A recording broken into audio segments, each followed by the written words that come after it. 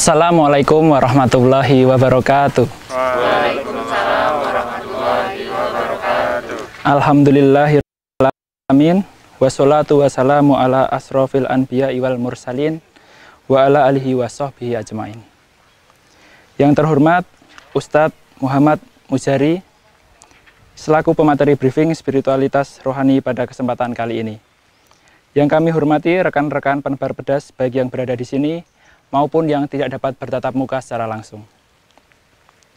Pertama-tama, marilah kita bersama panjatkan rasa syukur kita dari hati kita yang paling dalam kepada Allah Subhanahu wa Ta'ala yang telah memberikan kita berjuta-juta nikmat, sehingga pada kesempatan kali ini kita dapat berkumpul di majelis yang insya Allah dimuliakan oleh Allah Subhanahu wa Ta'ala dalam keadaan sehat walafiat. Amin. Sholawat serta salam semoga terlimpah kepada Nabi besar kita, Nabi Muhammad Sallallahu Alaihi Wasallam, kepada keluarganya, sahabatnya, dan semoga sampai kepada kita semua. Sehingga pada hari akhir nanti kita semua mendapatkan syafaatnya. Amin ya Rabbal Alamin. Sebelum kita mulai acara ini, saya selaku pemandu acara mengucapkan banyak terima kasih atas kehadiran rekan-rekan penebar pedas. Semoga kita diberikan kesehatan agar dapat mengikuti majelis ini dengan mental iman dan Islam yang kokoh. Selanjutnya, saya akan membacakan susunan acara pada briefing spiritualitas rohani kali ini, yaitu yang pertama, pembukaan, yang kedua, pembacaan ayat suci Al-Quran oleh Saudara Syaiful Haq, yang ketiga adalah acara inti, briefing spiritualitas rohani oleh Ustadz Muhammad Mujari, dan yang keempat adalah penutup. Demikian tadi adalah susunan acara pada briefing spiritualitas rohani kali ini. Untuk itu, kita langsung saja pada acara yang pertama, yakni pembuka. Mari kita buka briefing spiritualitas rohani hari ini dengan bacaan basmalah bersama-sama.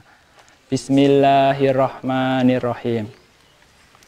Acara selanjutnya adalah pembacaan ayat suci Al-Quran yang akan dibacakan oleh Saudara Syaiful Haq. Kepadanya kami persilahkan.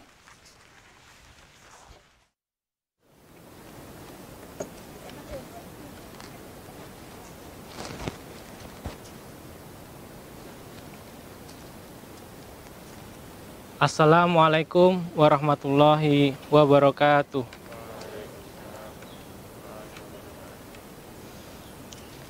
A'udzu billahi minasy syaithanir rajim. Bismillahirrahmanirrahim. Ilallahi marji'ukum wa huwa ala kulli syai'in qadir. Ala innahum yansuna sudurahum liyastahfu minhu. Ala hina yastaghshuna siyabahum ya'lamu ma yusirruna wa ma yu'linun. Innahu alimun bidzatis sudur. Wa ma min dabbatin fil ardi illa 'alallahi rizquha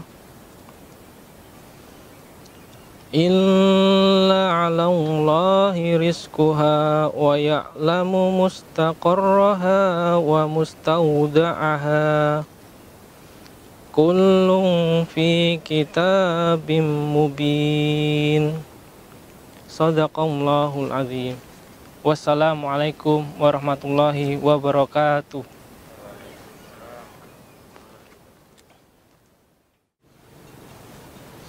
Demikian pembacaan ayat suci Al-Quran tadi.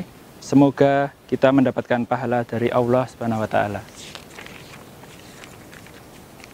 Berikutnya merupakan acara inti, yaitu briefing spiritualitas rohani dengan tema kunci utama membuka pintu rezeki yang akan disampaikan oleh Ustadz Muhammad Mujari. Rekan-rekan kami mohon untuk menyimak dengan seksama dan khusyuk. Kepada Ustadz Muhammad Mujari, waktu dan tempat kami persilahkan.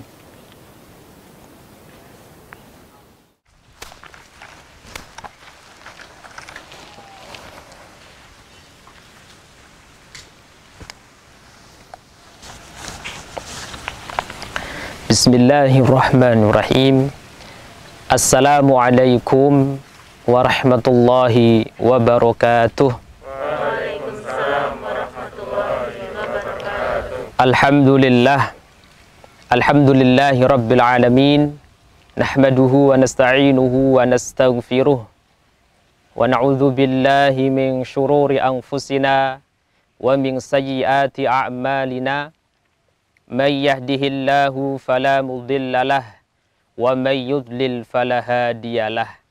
Asyhadu an la ilaha illallah wahdahu la syarikalah wa asyhadu anna Muhammadan abduhu wa rasuluhu la nabiyya ba'dah. Allahumma salli wa sallim wa barik ala Muhammad wa ala alihi wa ashabihi wa man tabi'ahum bi ihsanin ila yaumiddin, amma ba'd. Kaum muslimin wal muslimat, personal warung SS yang hadir maupun yang tidak hadir, yang dimuliakan Allah Subhanahu wa ta'ala.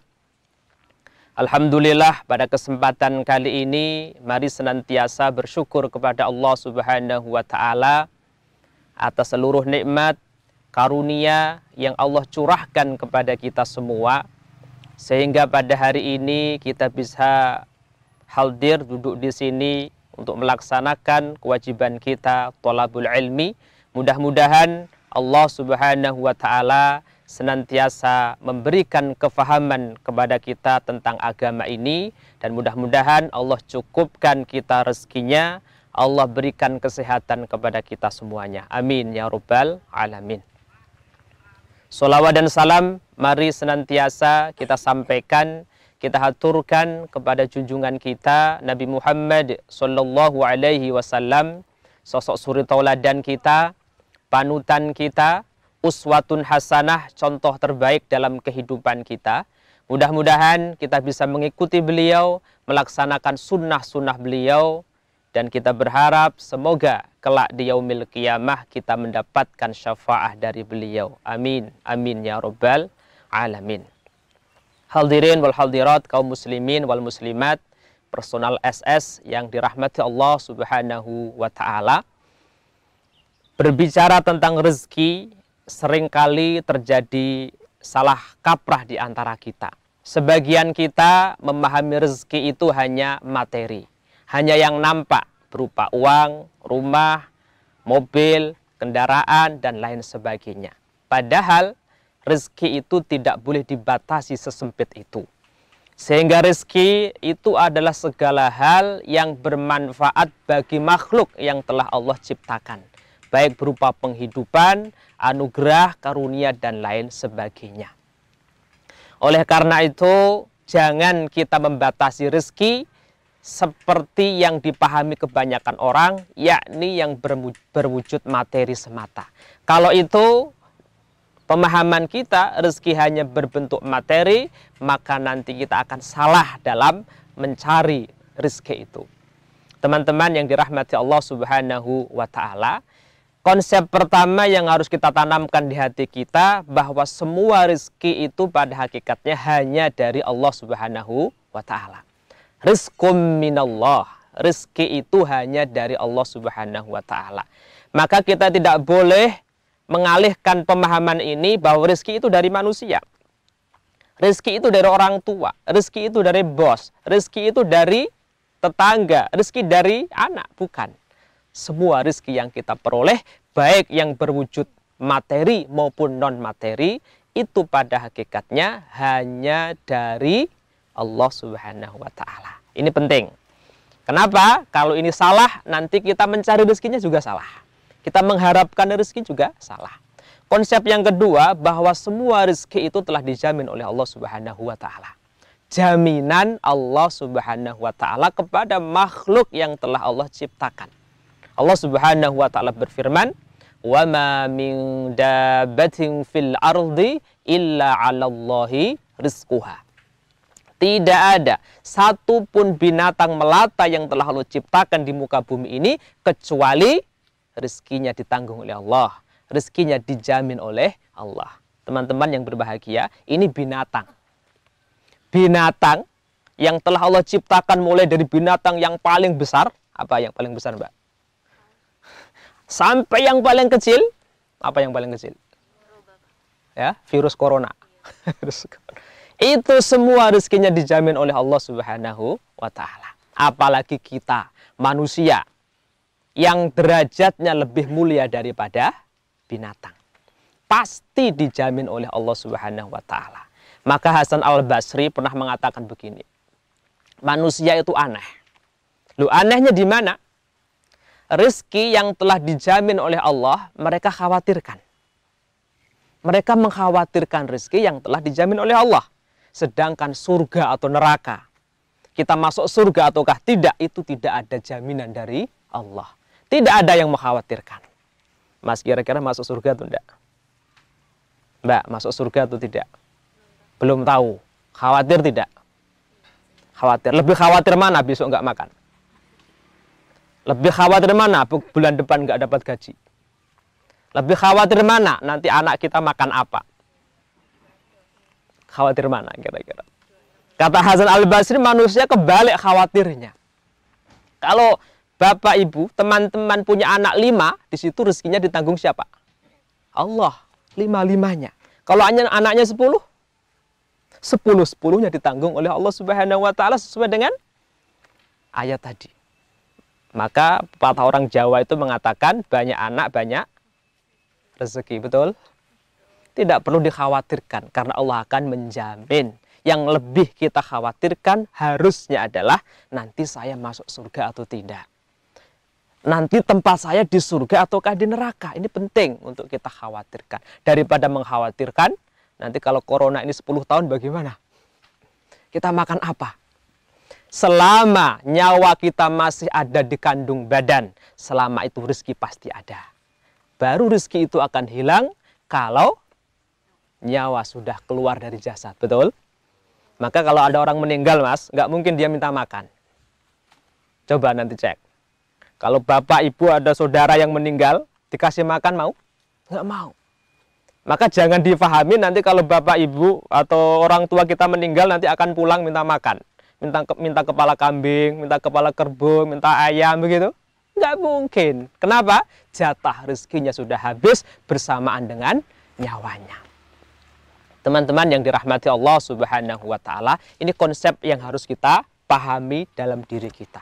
Bahwa rezeki telah dijamin oleh Allah sebatas kita bisa hidup. Terus pertanyaannya, kalau begitu kita nggak usah kerja. Kalau gitu kita nggak usah nyari rezeki. Itu yang salah. Kenapa? Karena itu perintah Allah. Allah memerintahkan kepada kita untuk meraih rezekinya, mencari rezekinya dengan cara yang halal, dengan cara yang benar. Selama kita melakukan itu, di situ pahala besar buat kita yang akan meningkatkan derajat kita. Jangan seperti binatang. Makan apa aja dimakan.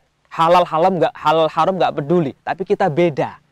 Halal haram harus diperhatikan supaya apa? Kita benar-benar menjadi manusia yang sesuai dengan apa yang Allah harapkan.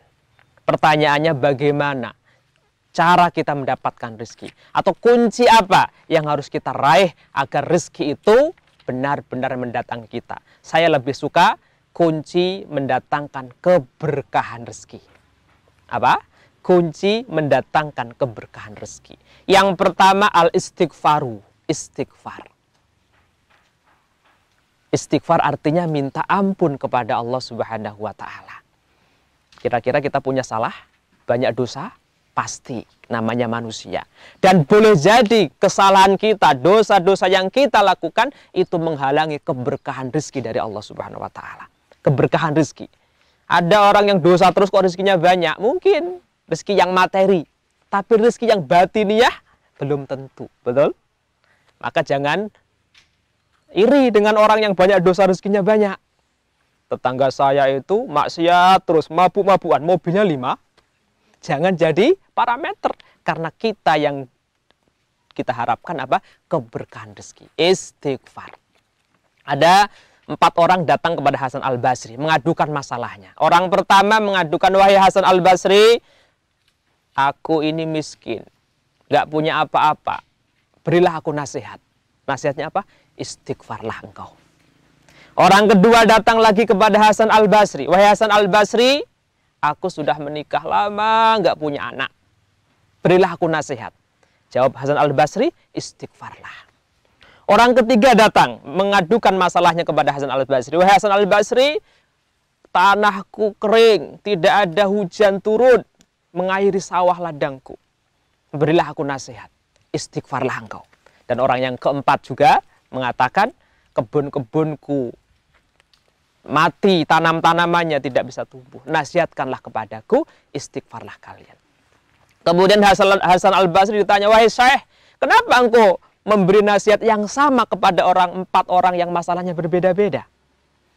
Kemudian Hasan Al-Basri mengatakan, aku tidak menasihati dengan lisanku, tapi aku menasihati mereka dengan nasihat Allah Subhanahu wa taala. Surah Nuh ayat 11-12.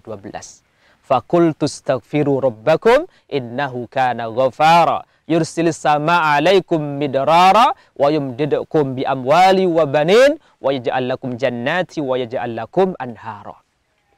Mohon ampunlah engkau kepada Tuhanmu, sesungguhnya Ia Maha Pengampun. Niscaya Dia akan menurunkan hujan yang lebat kepada kalian, memperbanyak harta dan anak-anak kalian, menjadikan kalian memiliki kebun-kebun yang lebat dan air yang mengalir dengan deras. Nasihat Allah Subhanahu wa taala. Maka istighfar solusi segala masalah, termasuk rezeki dari Allah Subhanahu wa taala. Kalau rezeki kita kok nggak berkah, boleh jadi banyak salah. Mari kita bersama-sama beristighfar. Astagfirullahaladzim. Mudah kan? Astagfirullahaladzim. Di setiap kesempatan kita, khususnya waktu sahur sebelum sholat subuh. Karena itu amalan ahli surga. Sederhana, istighfar sebelum subuh. Insya Allah itu kunci menuju surga.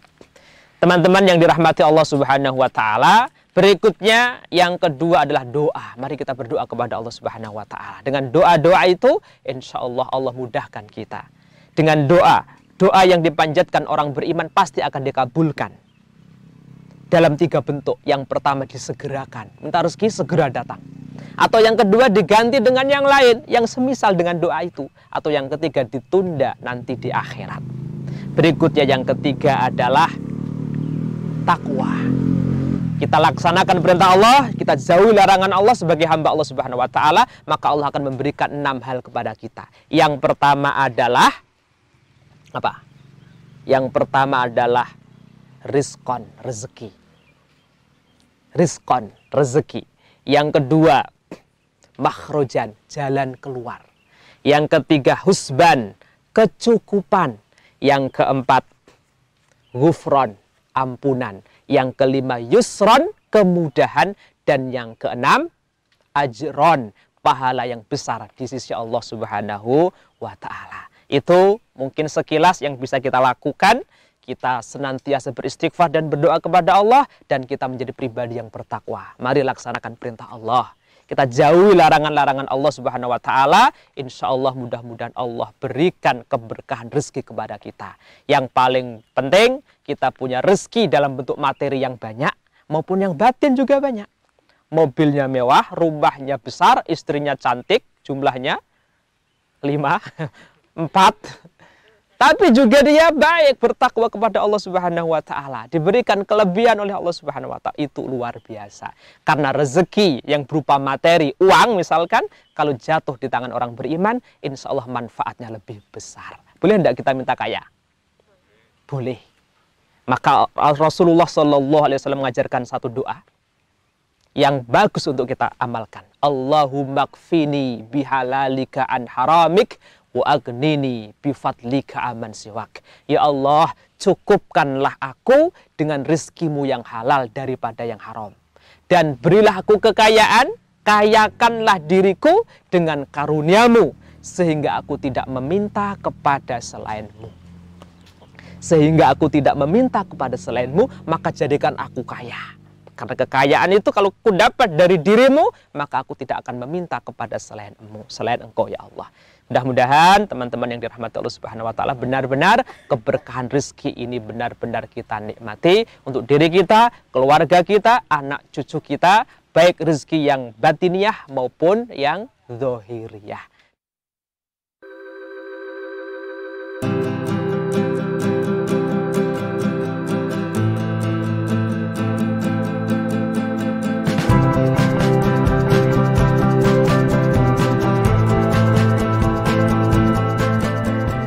Belanja kebutuhan dapur kini jadi lebih mudah.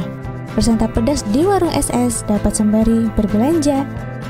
Bahan dapurnya lengkap, sayurnya fresh, harganya terjangkau.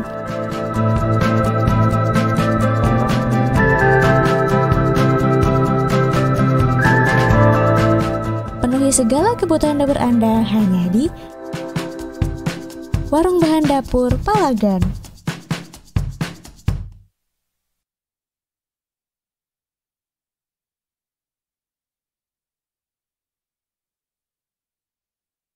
Kaum muslimin wal muslimat yang dirahmati Allah Subhanahu wa taala.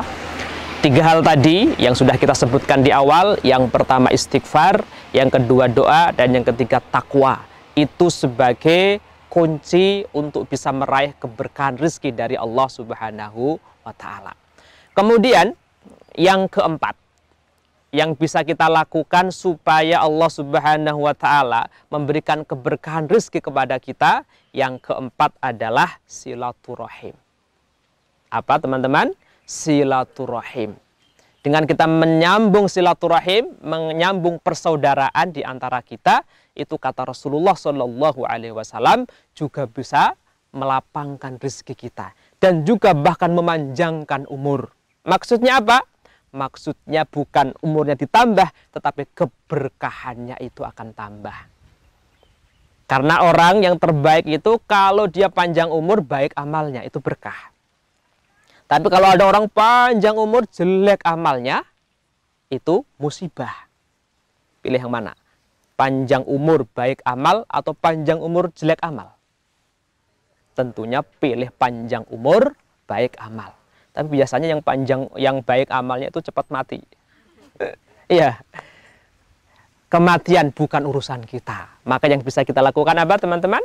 Selalu memperbaiki amal soleh. Memperbaiki amal, silaturahim itu bagian dari itu. Maka Rasulullah Shallallahu Alaihi Wasallam bersabda, barang siapa yang ingin dipanjangkan umurnya dan ditambah rezekinya, falyasil rahimah, maka sambunglah silaturahim. Apalagi kita punya saudara satu kandung, satu rahim, saudara kandung, saudara kerabat dekat, itu wajib bagi kita untuk menyambungnya. Dan insya Allah dengan kita mengeluarkan harta benda untuk menyambung silaturahim, Allah akan balas dengan yang lebih baik.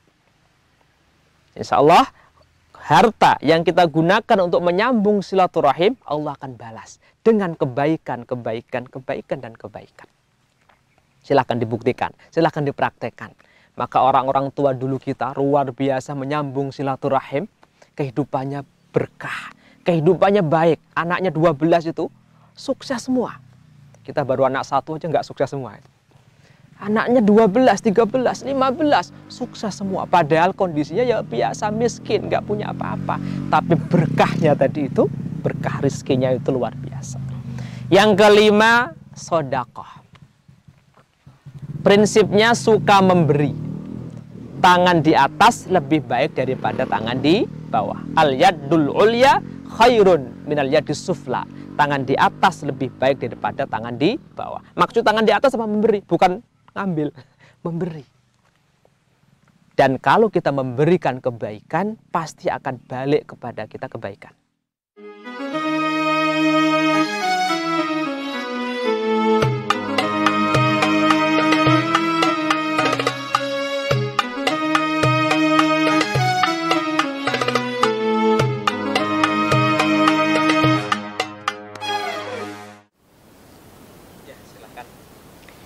kasih Bapak Ustadz. Perkenalkan, nama saya Eva Fasdiana dari bagian IT. Di sini saya mau menanyakan terkait tadi materi yang sudah Bapak sampaikan. Ada 2 pertanyaan. Yang pertama tentang rizki dan keberkahan ya. Yaitu bagaimana ciri-ciri tentang rizki yang berkah bagi kita. Gitu. Kemudian yang kedua adalah tentang ini ya, tentang mengharapkan rizki tadi, rizki dan keberkahan masih bersambungan. Itu kalau di luar sana kan banyak teori yang kalau kita mengharapkan sedekah misalnya, nanti mengharapkan rizki yang berlipat seperti yang disampaikan tadi. Nah itu boleh tidak kalau kita menyengaja bersedekah tapi mengharapkan rizki hingga berlipat, sekian berlipat ganda seperti itu, meskipun itu berharapnya kepada Allah. Nah, itu saja Pak Ustadz. Terima kasih. Wassalamualaikum warahmatullahi wabarakatuh. Oke, terima kasih atas pertanyaannya. Ada 2 pertanyaan, kita jawab coba. Yang pertama, ciri-ciri rezeki yang berkah. Sesuai dengan maknanya, berkah itu artinya ziyadatul khair, bertambahnya kebaikan. Maka rizki yang berkah harus menjadikan tambahnya kebaikan. Kebaikan yang sifatnya batin maupun kebaikan yang sifatnya zahir. Sehingga orang dikatakan rizkinya berkah kalau batinnya itu, hatinya itu semakin baik. Ada ketenangan di situ. Kalau punya rezeki kok hatinya nggak tenang, berarti awas itu. Bisa jadi nggak berkah di situ. Maka orang ada rezekinya banyak, tapi kok was-was terus hatinya. Takut ditangkap KPK begitu ya. Berarti nggak berkah itu. Yang kedua, kebaikan yang sifatnya zahir, yang bisa dinampak. Yaitu kemanfaatan hartanya. Dia bermanfaat untuk orang lain, semakin baik. Sehingga dengan 2 parameter ini, keberkahan rezeki kita cirinya adalah hati kita semakin tenang dan hubungan kita kepada Allah semakin baik. Dan yang kedua, aktivitas kita kepada sesama juga semakin baik dengan rezeki itu. Sehingga kemanfaatannya, kebaikannya bisa dirasakan oleh banyak orang. Itu insya Allah harta kita berkah. Maka kita upayakan rezeki yang datang kepada kita menjadikan kebaikan. Hati kita semakin baik, hubungan kita kepada Allah semakin baik, dan hubungan kepada sesama semakin baik. Khairun nas anfa'uhum linnas. Sebaik-baik manusia yang paling bermanfaat untuk orang lain.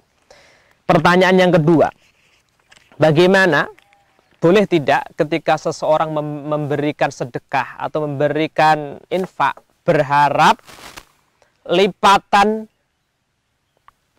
kebaikan atau lipatan balasan dari Allah Subhanahu wa taala? Jawabannya boleh.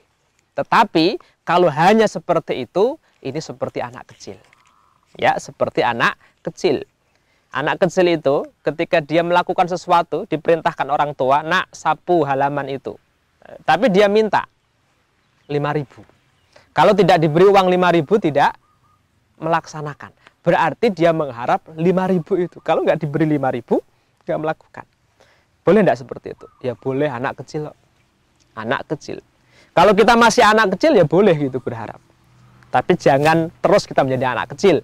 Mari dewasakan diri kita. Ketika kita memberikan sedekah, muaranya 3 harus jadi satu rukun. Yang pertama apa? Mahabbah. Dasar cinta kita kepada Allah, mengikuti perintah Allah. Yang kedua, roja, ada harapan. Harapannya apa? Yang paling tinggi adalah ridho Allah. Kemudian berharap pahala dari Allah Subhanahu wa taala dan berharap pahala balasan dunia. Dan yang ketiga, khauf, rasa takut kepada Allah Subhanahu wa taala. Ketika kita melanggar perintahnya, tidak mau menuruti perintahnya, Allah punya ancaman. Dengan 3 rukun ini, insya Allah sedekah kita, jariah kita akan mendatangkan kebaikan untuk kita. Karena Allah yang tahu yang terbaik untuk kita, betul? Tahu, yang paling tahu dengan kebaikan kita adalah Allah Subhanahu wa taala. Maka ketika kita bersedekah, ikhlaskan hanya kepada Allah. Insyaallah mudah-mudahan Allah berikan yang terbaik untuk kita. Kalaupun toh tadi tidak mendapat balasan dunia, yakin pasti dibalas dengan bentuk yang lain atau ditunda kelak di akhirat. Mudah-mudahan itu bermanfaat untuk kita. Amin. Terima kasih, demikian. Kaum muslimin wal muslimat yang dirahmati Allah Subhanahu wa taala, demikian tadi materi kita sudah tersampaikan. Mudah-mudahan ada manfaat ilmu untuk kita semuanya. Mudah-mudahan kita diberikan kefahaman ilmu agama ini, dan mudah-mudahan Allah cukupkan rizki kita yang berkah fid din fid dunya wal akhirat. Amin amin ya rabbal alamin. Dari saya cukup sekian, banyak kekurangan kami mohon maaf yang sebesar-besarnya. Assalamualaikum warahmatullahi wabarakatuh.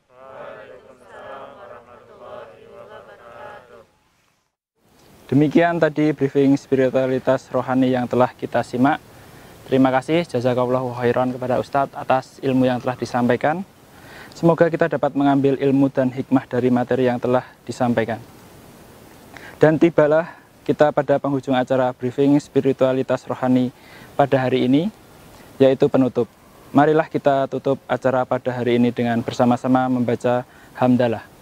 Alhamdulillahirabbil alamin. Dan akhirnya saya selaku pemandu acara undur diri. Mohon maaf jika ada kata dan kalimat yang kurang berkenan. Terima kasih atas perhatiannya. Akhirul kalam saya ucapkan wassalamualaikum warahmatullahi wabarakatuh.